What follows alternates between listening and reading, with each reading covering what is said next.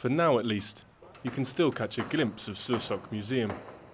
But with construction work already underway just metres from the entrance, it won't be long before this landmark in Lebanon's capital is obscured from view.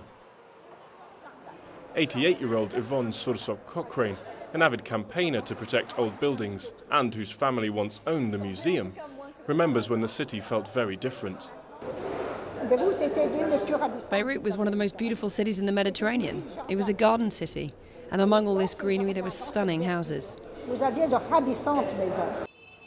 Such greenery is now difficult to find, and many of the buildings that remained after the end of the country's 15-year civil war in 1990 have been largely replaced by whirring cranes and luxury superstructures that now dominate the skyline.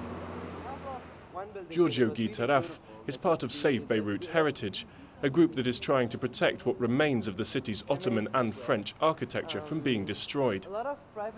He often walks the streets hoping to find old buildings and add them to a government list of protected houses to ensure their safety. But not all of them can be saved in time. We just found out that this building is going to be completely destroyed, and part of this one too, so they could make space for a highway. This is what we're doing today in the name of urban planning. A 1995 survey listed 1,200 traditional buildings in Beirut. 15 years later, just 400 remain. Ministers, however, insist they are doing what they can to prevent any further destruction. All